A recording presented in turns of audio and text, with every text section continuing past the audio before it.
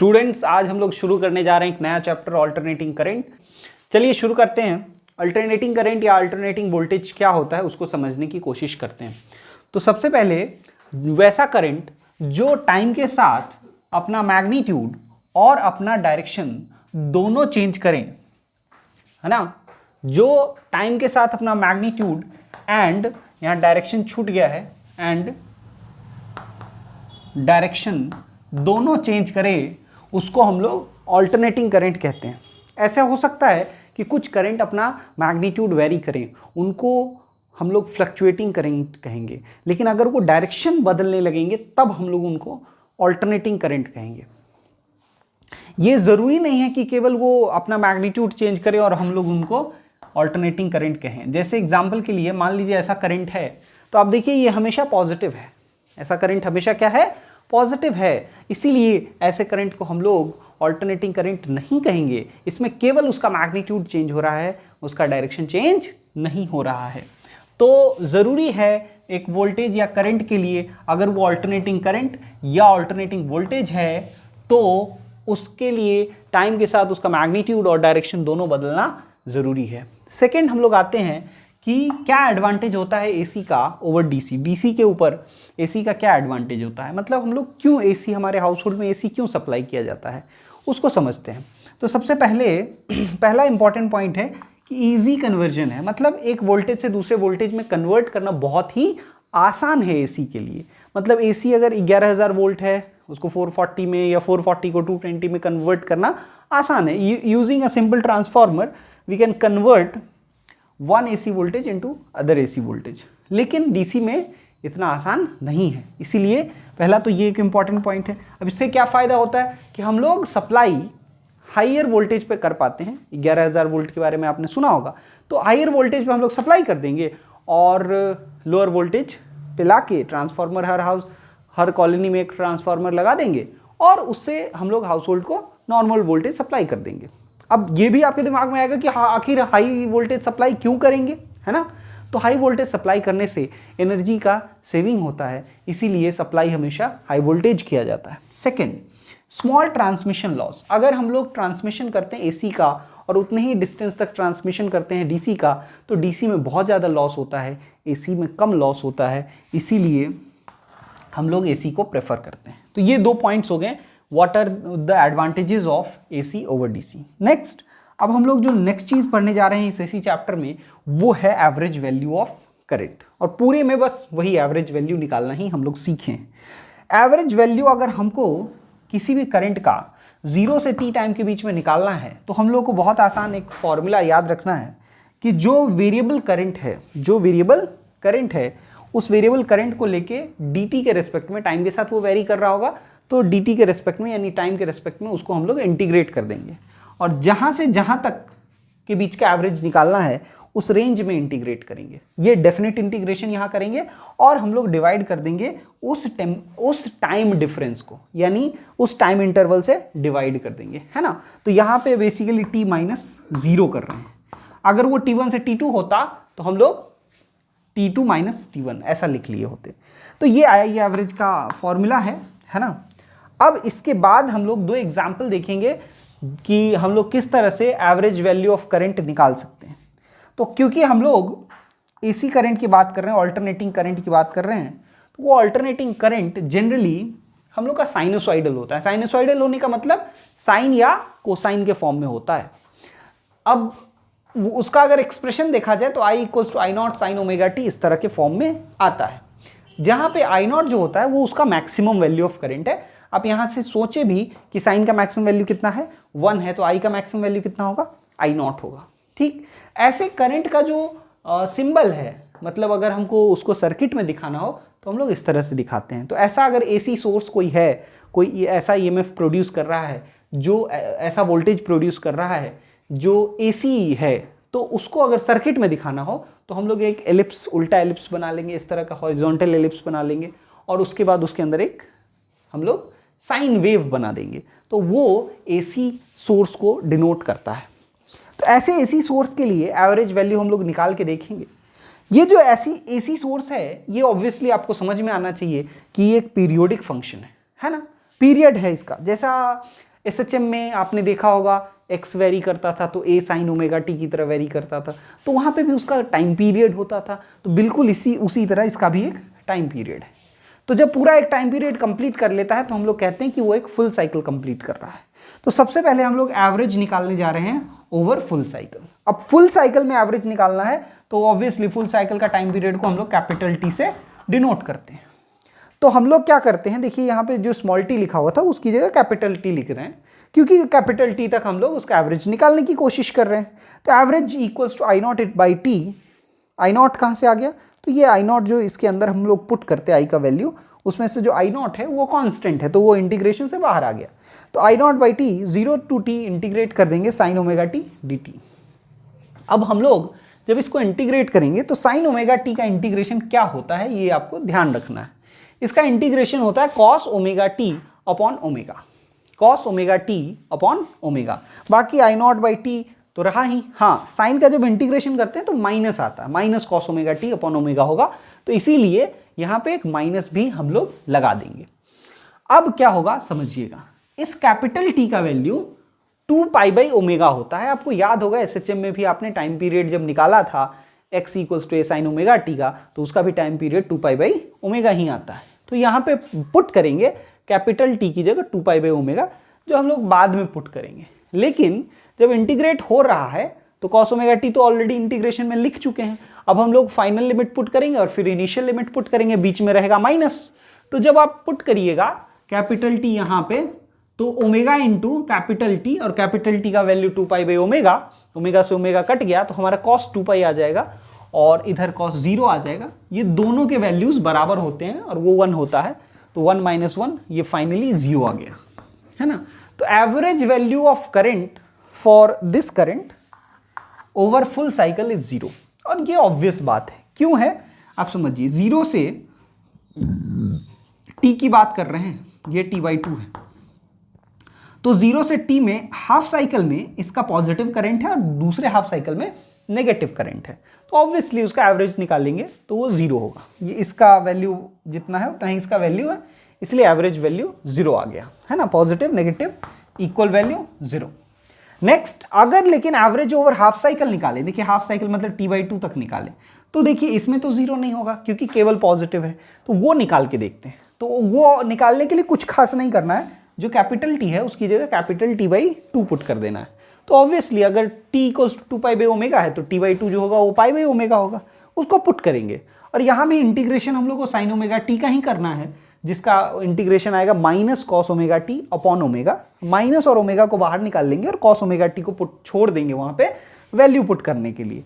इसके बाद t/2 के वैल्यू को यहाँ पुट करेंगे, तो कॉस ओमेगा इंटू t/2 यानी पाई बाई ओमेगा माइनस कॉस 0। अब कॉस पाई आ गया, कॉस पाई का वैल्यू हम लोग को पता है -1 होता है, तो -1 -2 आ गया और ये माइनस मिलके वो प्लस हो जाएगा, तो +2 आई नॉट बाई पाई हो गया, है ना, प्लस आई नॉट बाई पाई हो गया।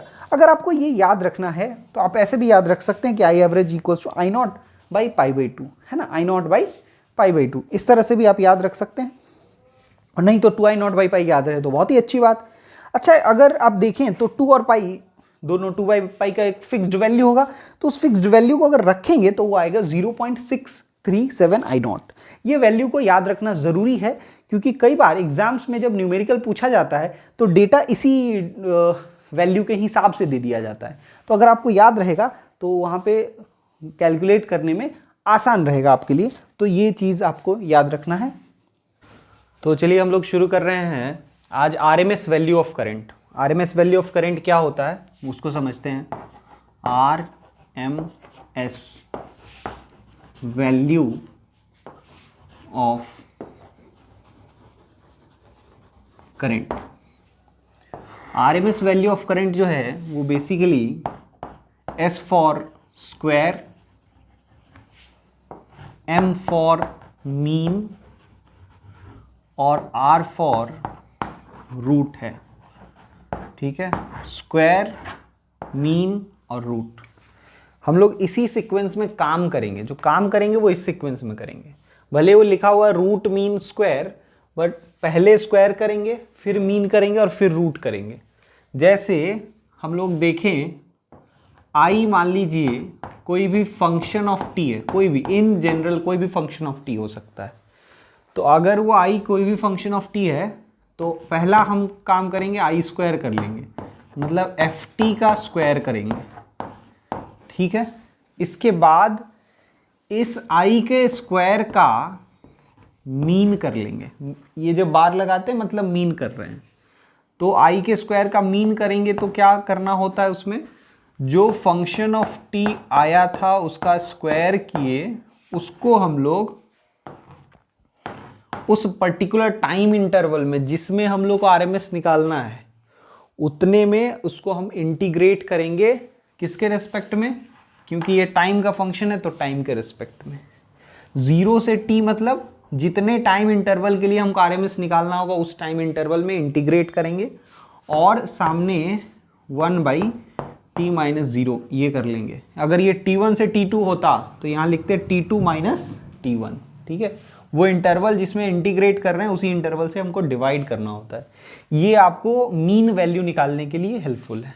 अब जब ये हो गया तो फाइनली अगर आपको IRMS निकालना है, IRMS, तो आई स्क्वायर कर चुके हैं, उसका मीन कर चुके हैं, अब उसका रूट कर देंगे, तो जो ये आएगा उसका रूट कर देने से हम लोग को IRMS मिल जाएगा, ठीक है।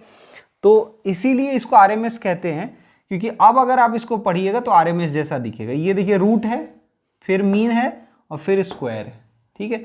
इसलिए R, M और S ऐसा पढ़ते हैं।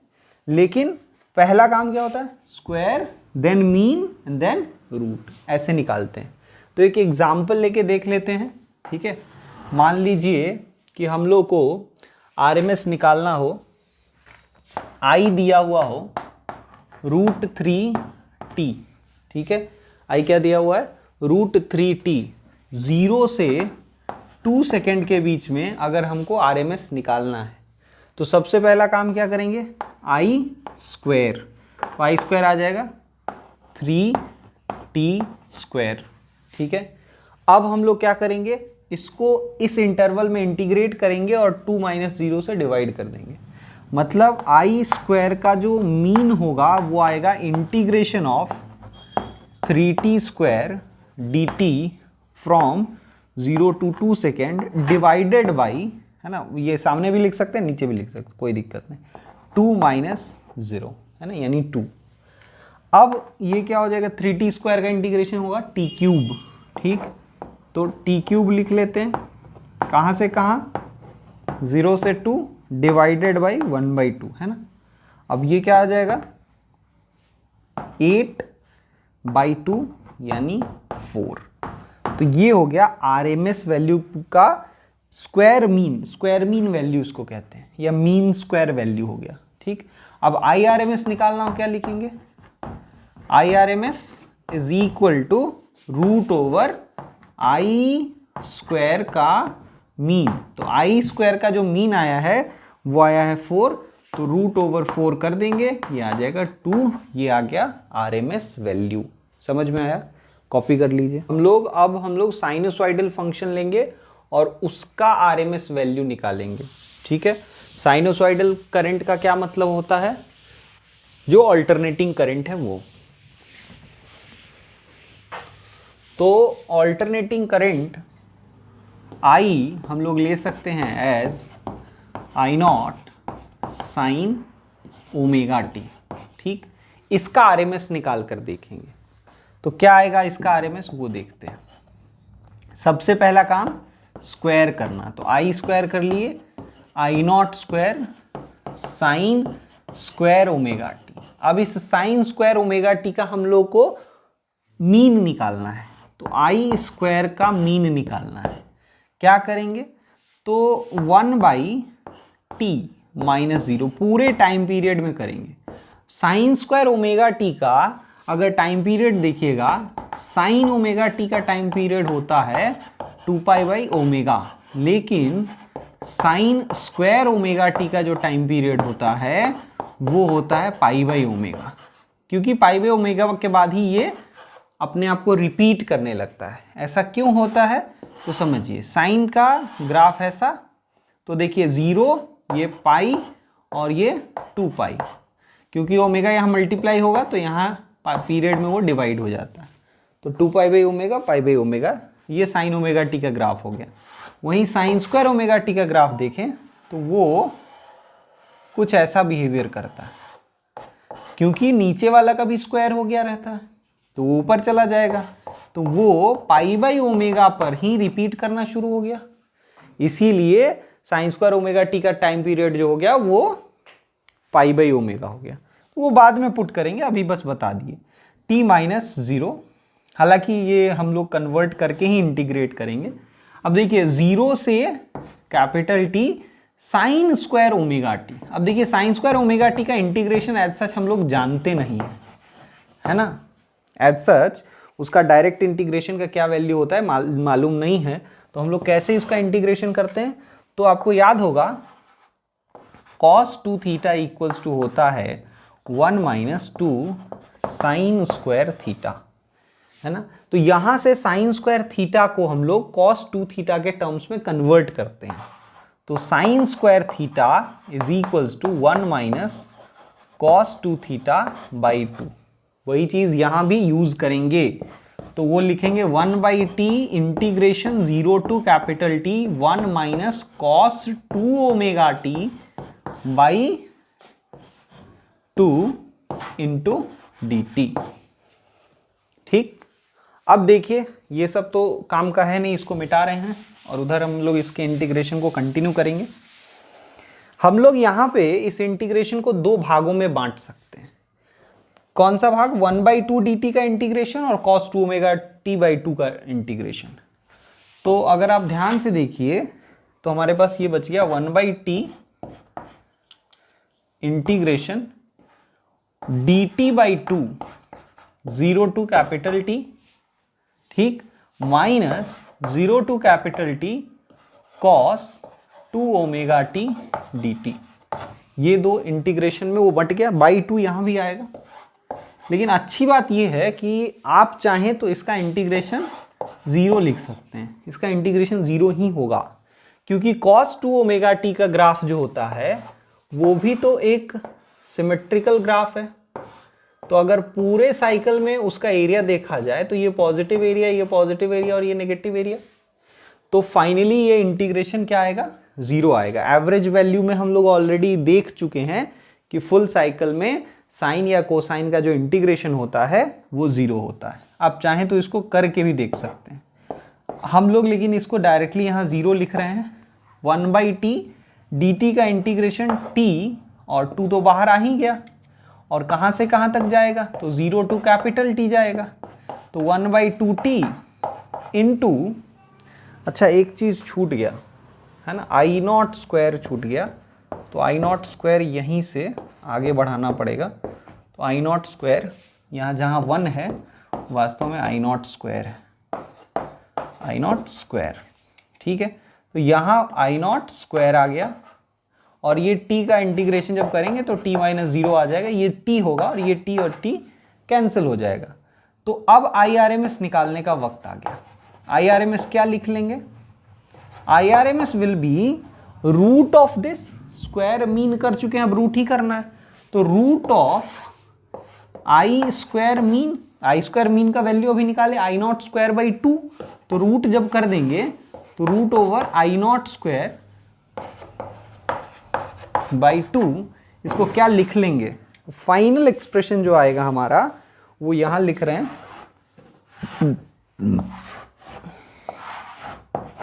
वो है IRMS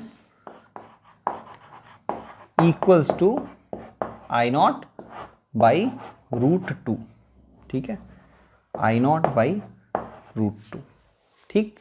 तो ये RMS का वैल्यू हो गया। इसको हम लोग 0.707 आई नॉट ये भी लिख सकते हैं, 0.707 आई नॉट भी लिख सकते हैं, क्योंकि 1 बाई रूट 2 का वही वैल्यू आता है। चलिए इसको कॉपी कर लीजिए। चलिए तो अब आगे बढ़ते हैं और AC अप्लाइड टू रेजिस्टर देखना है।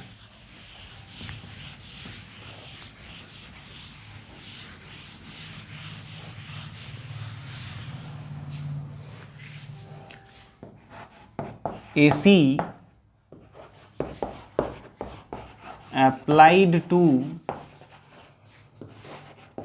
रेजिस्टर, मतलब इसमें बेसिकली हम लोग ये पढ़ेंगे कि अगर एक AC सोर्स को हम लोग रेजिस्टर से कनेक्ट करते हैं तो वो AC सोर्स कैसा बिहेवियर करता है, किस तरह का करंट देता है, कैसा पावर होता है, ये सब के बारे में हम लोग पढ़ेंगे। AC applied to resistor.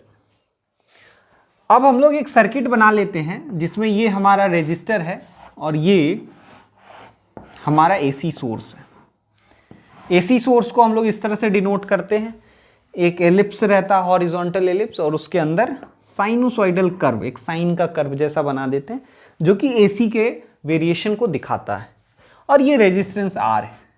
तो किसी भी समय में यहाँ पे जो वोल्टेज अप्लाई करेंगे वो V होगा, है ना, वो वेरी कर रहा होगा वोल्टेज, वो भी साइनोसॉइडली वेरी करेगा, और वो वोल्टेज हम लोग लिख पाएंगे V equals to V naught sine omega T. V कितना लिख पाएंगे? V naught sine omega T. तो लेकिन ये वेरी कर रहा है, लगातार वेरी कर रहा है, टाइम जैसे जैसे वेरी करेगा V वेरी करेगा, लेकिन किसी एक इंस्टेंट पे तो वो V वैल्यू लेगा ना। तो उस इंस्टेंट पे अगर ये V वैल्यू है तो उसमें कुछ करंट ऐसे फ्लो कर रहा होगा। अगर आप देखिए तो ये V कभी पॉजिटिव होगा और कभी नेगेटिव भी हो सकता है। तो करंट का डायरेक्शन कभी ऐसे भी होगा और कभी ऐसे भी होगा, लेकिन एट दैट इंस्टेंट जब हम बात कर रहे हैं उस समय ये करंट का डायरेक्शन ऐसा है, ऐसा अज्यूम कर रहे हैं। तो करंट के डायरेक्शन में ये प्लस ये माइनस होगा, और अब हम लोग किरचॉफ्स रूल लगा देंगे। तो जब हम लोग किरचॉफ्स रूल लगाएंगे तो देखिए V माइनस, इसमें अगर करंट उस समय I है तो minus IR is equals to 0। तो I का वैल्यू क्या आ जाएगा? यहाँ पे I का वैल्यू हो जाएगा V बाई R। I का वैल्यू क्या हो गया? V by R। अब V का वैल्यू हम लोग जानते हैं कितना? V naught sine omega T. तो I equals to V naught by R into sine omega T, ये हो जाएगा। ये देखिए, ये जो वैल्यू है ये वास्तव में मैक्सिमम वैल्यू ऑफ करंट है, क्योंकि मैक्सिमम वैल्यू इसमें साइन का कितना होगा? 1। तो जब साइन मैक्सिमम होगा उसी समय करंट भी मैक्सिमम होगा। तो I मैक्स या I नॉट कितना हो गया? V naught by R। और अगर ऐसा पुट कर देते हैं इसमें तो I इक्वल्स टू हो जाता है I not sine omega T. तो ये हो गया हम लोग का करंट का कहानी। ठीक, अब अगर हम V और करंट के एक्सप्रेशन को मेनली हम लोग जब भी एनालिसिस करेंगे, कोई भी करंट का कंपोनेंट इसमें डाल दें, कोई भी कंपोनेंट यहां डाल दें, रेजिस्टर हो सकता है, कैपेसिटर हो सकता है, इंडक्टर हो सकता है, तो हम लोग का मेन एम होगा कि हम वोल्टेज और करंट के बीच का रिलेशन दिखा सकें। ठीक है, क्या रिलेशन है? तो आप देखिए दोनों में ये जो फेज है वो सेम है, they are in same phase. अब ये कहीं ना कहीं आपका ऑल्टरनेटिंग करंट रिलेट हो रहा है सिंपल हार्मोनिक मोशन से, सिंपल हार्मोनिक मोशन से रिलेट हो रहा है। यहां पे जो साइन के अंदर वाला चीज है इसको यहां भी फेज कहते हैं। तो जब वो फेज में होगा तो हम लोग इसका फेजर डायग्राम ड्रॉ कर सकते हैं। तो अब हम लोग ये समझने की कोशिश करेंगे कि फेजर डायग्राम होता क्या है, यहां समझ लेंगे और इसको बाद में बहुत जगह अप्लाई करेंगे। फेजर डायग्राम क्या होता है उसको समझिए। कोई भी क्वांटिटी जो साइनोसॉइडली वेरी कर रहा हो, साइन या कोसाइन के साथ वेरी कर रहा हो, उसको हम लोग एक रोटेटिंग वेक्टर के तौर पे हम लोग रिप्रेजेंट कर सकते हैं, रोटेटिंग वेक्टर के तौर पे। कैसे? तो आप मान लीजिए कि यहां पे अपने पास एक वेक्टर है, ठीक, इसका लेंथ v नॉट के बराबर है, ठीक, इसका लेंथ कितना है? v नॉट के बराबर, और ये रोटेट कर रहा है ओमेगा टी एंगुलर वेलोसिटी से, ठीक, ओमेगा से, सॉरी, ओमेगा एंगुलर वेलोसिटी से रोटेट कर रहा है। शुरुआत में अगर वो यहां था, शुरुआत में मान लीजिए कि वो यहां था, तो अगर वो शुरुआत में यहां था तो t टाइम के बाद वो कितना एंगल घूम गया होगा? तो एंगल जो वो घूम गया होगा वो होगा ओमेगा टी। ठीक, क्यों? तो ओमेगा जो है वो उसका एंगुलर वेलोसिटी, तो ओमेगा हम लोग लिख सकते हैं θ2 minus θ1 upon t2 minus t1, है ना, delta theta by delta T. Omega है एंगुलर वेलोसिटी, तो वेलोसिटी होता है delta x by delta T, और एंगुलर वेलोसिटी होता है delta theta by delta T. और डेल्टा थीटा क्या है?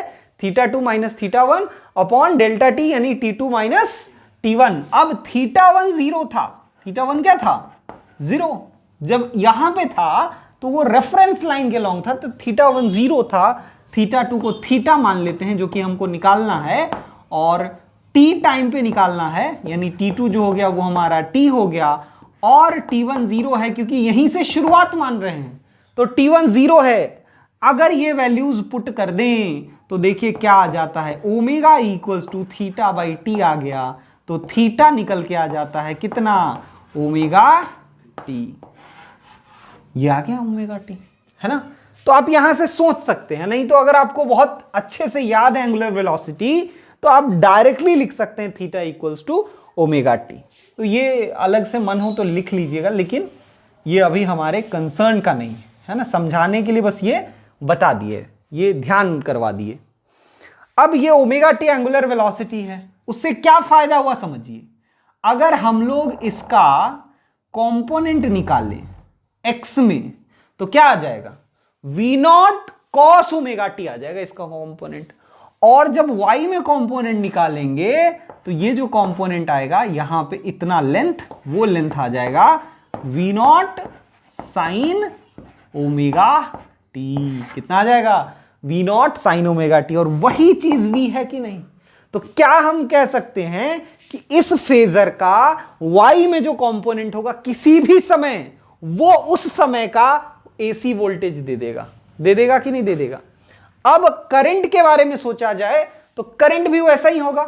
करंट कैसे वैसा होगा समझना, हम लोग एक और दूसरा I नॉट लेंथ का फेजर ले लेंगे, I नॉट लेंथ का फेजर ले लेंगे, और दोनों का एंगल सेम है, यहां ओमेगा टी और यहां भी ओमेगा टी है, तो हम लोग I नॉट लेंथ ले लेंगे, थोड़ा छोटा ले लेंगे। क्यों, ज्यादा चांस है कि R जो होगा वो 1 से बड़ा है, और अगर R 1 से बड़ा है तो V naught by any number less greater than 1 वो छोटा आएगा कि नहीं आएगा। तो I नॉट का लेंथ जो होगा वो V नॉट से थोड़ा छोटा ले लेंगे, बड़ा भी हो सकता है अगर R 1 से छोटा हो।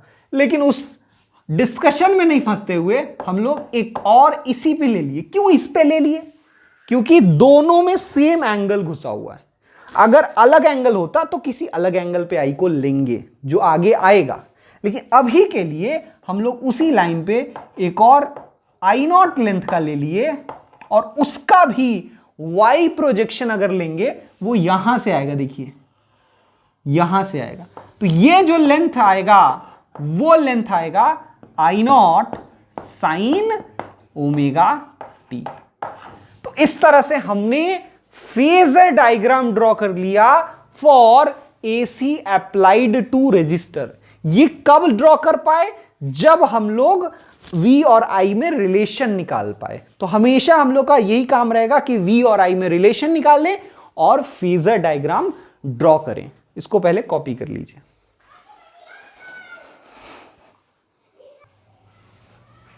चलिए अब हम लोग आगे बढ़ते हैं और इसी में कुछ और चीजों को देखते हैं।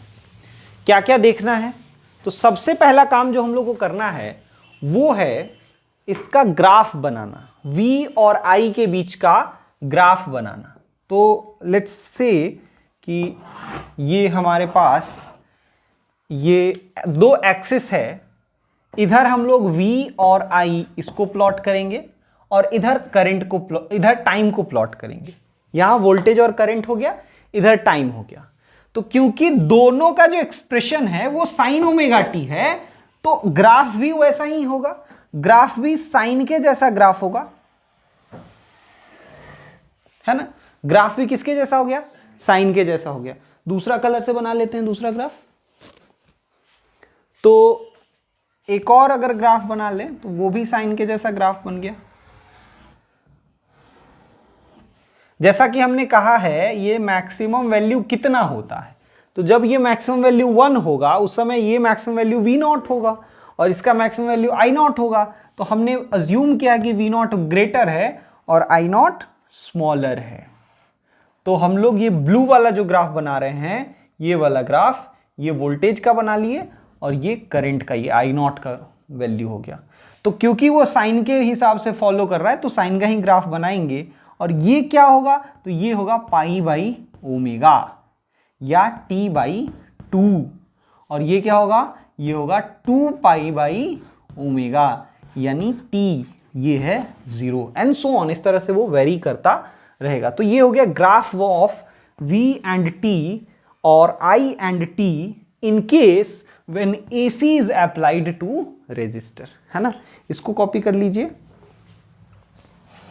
अब आगे बढ़ेंगे और हम लोग कुछ और चीजों को भी देखेंगे। अगर हम लोग इसमें एवरेज करंट निकालें तो I जो है वो I not sine omega T है, तो इसका फुल साइकिल में एवरेज ओवर फुल साइकिल क्या हो जाएगा, 0 हो जाएगा, क्योंकि साइन ओमेगा टी का फुल साइकिल में इंटीग्रेशन क्या होता है, 0 होता है। तो आई एवरेज 0 होगा। अब ये आई एवरेज 0 होने का क्या मीनिंग है उसको समझिए, है ना। इसका मीनिंग ऑफ एवरेज करंट, यहां पे हम लोग इसकी मदद से मीनिंग समझेंगे ऑफ एवरेज करंट। कोई वेरिएबल करंट है उसी का एवरेज निकालते हैं। अगर कांस्टेंट करंट हो, मान लीजिए 2 एम्पियर करंट है, उसका एवरेज क्या होगा, 2 एम्पियर ही रहेगा। लेकिन जब वेरिएबल होता है तब उसका एवरेज निकालते हैं। तो हम लोग यहां पे मीनिंग ऑफ एवरेज करंट समझने की कोशिश करेंगे। देखिए हमारे पास 2 रेजिस्टर है आइडेंटिकल एकदम, R। एक में capital I DC constant current जा रहा है और दूसरे में स्मॉल I वेरिएबल करंट जा रहा है।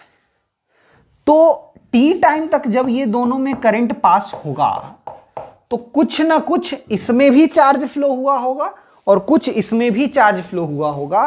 तो उनके चार्ज का आपस में क्या रिलेशन है ये लिख लिए, वो हम लोग देखेंगे। हम लोग उनका चार्ज का आपस में क्या रिलेशन है उससे रिलेट हो जाएगा एवरेज करंट।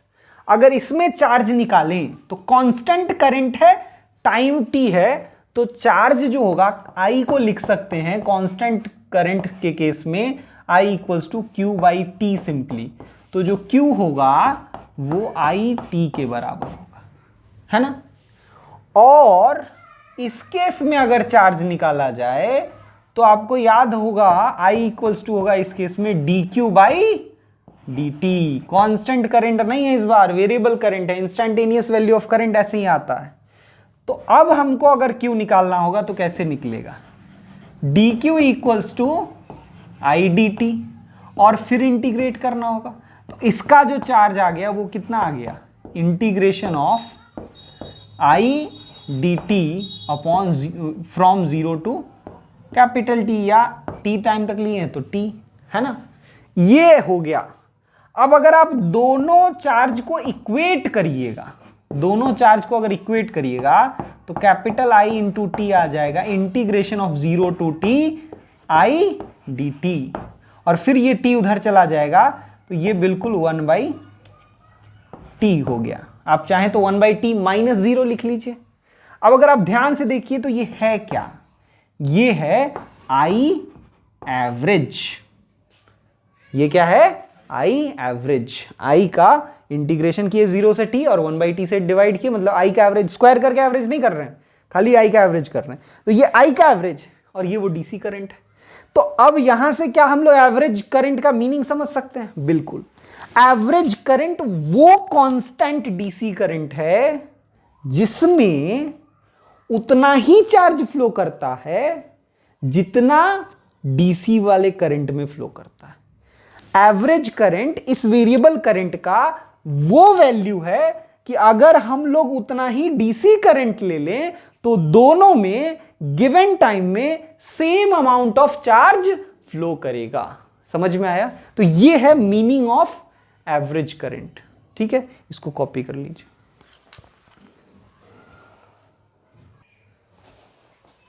अच्छा, यहां पे average value of current of AC current अगर 0 है, इसका क्या मीनिंग है कि वो पूरे साइकिल में 0 चार्ज ट्रांसफर कर रहा है।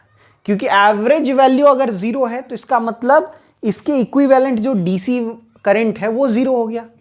और वो अगर करंट जीरो है इसका मतलब है कि इसमें तो जितना चार्ज इसमें ट्रांसफर होगा टी टाइम में उतना ही चार्ज इसमें ट्रांसफर होगा, और यहां पे जीरो करंट फ्लो करा रहे हैं उसमें चार्ज और इसमें चार्ज बराबर, मतलब इसमें भी जीरो चार्ज ट्रांसफर हो रहा है। तो ये ऐसा क्यों हो रहा है? इसलिए हो रहा है कि एसी करंट का अगर ग्राफ देखिए तो आपका ग्राफ ऐसा आता है, तो वो आधे समय एक क्रॉस सेक्शन ले तो इधर से इधर चार्ज ट्रांसफर करता है और आधे समय इधर से इधर ट्रांसफर करता है। तो नेट फ्लो ऑफ चार्ज, मान लीजिए 2 कूलम्ब चार्ज इस समय इसने ट्रांसफर किया फ्रॉम लेफ्ट टू राइट, तो इस समय वो 2 कूलम्ब चार्ज ट्रांसफर करेगा फ्रॉम राइट टू लेफ्ट। तो इस क्रॉस सेक्शन के अक्रॉस अगर पूछा जाए कि नेट कितना चार्ज ट्रांसफर हुआ पूरे टाइम पीरियड में, तो जीरो, इसीलिए उसका एवरेज करंट क्या आता है? जीरो आता है। अब हम लोग करंट को, एसी करंट को पावर से रिलेट करेंगे और वहां से आरएमएस वैल्यू निकालने की कोशिश करेंगे। देखिए, अगर हम इंस्टेंटेनियस पावर निकालें, इस केस में जब एसी अप्लाइड टू रजिस्टर है तो V कितना है? हम लोग को V का वैल्यू मालूम है, V naught sine omega T. अच्छा, I कितना है? I not sine omega T. तो टोटल अगर पावर पूछा जाए, इंस्टेंटेनियस पावर, जिस समय V है और I है, इंस्टेंटेनियस वैल्यू ऑफ वोल्टेज का, ये इंस्टेंटेनियस वैल्यू है करंट का, तो उस समय पावर क्या होगा? VI, सिंपली उस समय का वोल्टेज इंटू उस समय का करंट। तो क्या हो जाएगा? V not into I not into sine square omega T, है ना। अब आप सोचिए कि क्या इसका एवरेज निकालेंगे तो जीरो आएगा? नहीं आएगा। क्यों नहीं आएगा? क्योंकि sign square omega T negative नहीं होता है, नीचे नहीं आता है, तो उसका एवरेज जीरो नहीं होगा। तो P इंस्टेंटेनियस तो यहाँ पे नॉन जीरो है ही, हाँ इंस्टेंटेनियसली कभी जीरो हो सकता है, साइन स्क्वायर ओमेगा टी कभी जीरो हो सकता है, बिल्कुल हो सकता है। टी इक्वल टू जीरो पे साइन जीरो है, जीरो हो जाएगा। या जब भी साइन जीरो होगा 2 पाई पे जीरो होता है, पाई पे जीरो होता है, तो वैसे एंगल्स पे ये sign square omega T zero होगा, इंस्टेंटेनियसली ये पावर जीरो होगा। लेकिन एवरेज निकालेंगे किसी भी साइकिल में तो ये जीरो नहीं होगा, साइन स्क्वायर ओमेगा टी का एवरेज जीरो नहीं होता है। तो अगर यहाँ पे हम लोग पी एवरेज निकालें तो पी एवरेज होता क्या है समझिए। पी एवरेज आएगा वी नॉट, आई नॉट तो बाहर आ जाएगा, हम लोग को बेसिकली निकालना होगा साइन स्क्वायर ओमेगा टी का एवरेज। ठीक है, किसका average? Sign square omega t का एवरेज। अब देखिएगा, हम वी नॉट आई नॉट को ऐसा भी लिख सकते हैं, आई नॉट स्क्वायर आर लिख सकते हैं क्या? आई नॉट स्क्वायर आर ऐसा लिख सकते हैं, क्योंकि हम लोग अब पढ़े थे I naught equals to v naught by R, तो वी नॉट को हम लोग आई नॉट इंटू आर लिख देंगे तो आई नॉट स्क्वायर आर हो जाएगा। ठीक, अब हम लोग चाहें तो इस एवरेज के अंदर साइन स्क्वायर ओमेगा टी वाले टर्म के अंदर इसको घुसा सकते हैं, कांस्टेंट है वो, एवरेज के बाहर भी रह सकता है और अंदर अगर लाना चाहें तो अंदर भी ले जा सकते हैं। तो अगर अंदर ले जाते हैं तो होता क्या है समझिए, हम लोग यहाँ पे लिख पाएंगे आई नॉट स्क्वायर, आर बाहर आ गया, और I naught square sine square omega t का एवरेज। अगर आप ध्यान से देखिए तो ये कुछ चीज इंडिकेट कर रहा है, ये बेसिकली करंट के स्क्वायर का एवरेज है। करंट ये है ना I naught sine omega T, तो ये तो I naught sine omega t का होल स्क्वायर हो गया ना, मतलब करंट के स्क्वायर का एवरेज आर इंटू, इसको हम लोग लिख सकते हैं आई स्क्वायर का एवरेज। आई स्क्वायर का एवरेज और आई आर एम एस कैसे रिलेटेड है? तो आई आर एम एस आप याद करिए, अभी अभी पढ़े, equals to root over I square का एवरेज होता है। दोनों तरफ स्क्वायर कर दीजिए तो क्या आ जाएगा? आई स्क्वायर का average is basically equal to I R M S का स्क्वायर। मतलब यहां पर आप समझिए ये आई आर एम एस का स्क्वायर इंटू आर है। आई आर एम एस को हम लोग सिंपली कैपिटल आई से भी डिनोट करते हैं। अगर आप एनसीईआरटी में देखिएगा किस तरह से साइन कन्वेंशन लिया, मतलब सिंबल का कन्वेंशन लिया है, तो small I instantaneous value of current, I naught या I m maximum value of current, और कैपिटल आई या तो डीसी करंट या आरएमएस वैल्यू ऑफ करंट इसको डिनोट करता है। तो आई आरएमएस का स्क्वायर इंटू आर यानी आई स्क्वायर आर। अब अगर आप ध्यान से सोचिए तो आपको याद आएगा कि सेम एक्सप्रेशन डीसी में भी आया था। तो आरएमएस जो है वो वास्तव में वो भी एक कॉरेस्पॉन्डिंग डीसी है जो सेम पावर प्रोड्यूस करता है जो ये एसी कर रहा है। एसी वेरिएबल पावर प्रोड्यूस कर रहा है इंस्टेंटेनियसली, हर समय उसका पावर अलग अलग है। देख रहे हैं इसका पावर वेरी कर रहा है कि नहीं कर रहा है, कांस्टेंट करंट का पावर वेरी करता है? नहीं, वो कांस्टेंट रहता है। लेकिन एवरेज एक पूरा साइकिल देखिएगा तो इसका पावर और इसका पावर दोनों सेम आ गया। ठीक है, तो सोचिए हम लोग अगर मान लेते हैं कि करंट हमारे पास I equals to I naught sine omega T, और इसका आई आर एम एस यानी कैपिटल आई अगर हमारा 5 एम्पियर आता है, तो इसका क्या मतलब है? इसका मतलब यह है कि सेम रेजिस्टर में अगर हम एक डीसी के थ्रू 5 एम्पियर करंट भेजेंगे तो एक गिवन फुल टाइम इंटरवल में ये जितना पावर कंज्यूम कर रहा है ये भी उतना ही पावर कंज्यूम करेगा। समझ में आया? तो ये है मीनिंग ऑफ आरएमएस। तो आरएमएस जो है वो कॉरेस्पॉन्डिंग डीसी है जो उतना ही पावर कंज्यूम करता है जितना एसी वेरिएबल करता है। समझ में आया? तो यहां से हम लोग मीनिंग ऑफ आरएमएस भी निकाल लिए और पावर कितना होता है ओवर फुल साइकिल वो भी समझ लिए। इसको कॉपी कर लीजिए।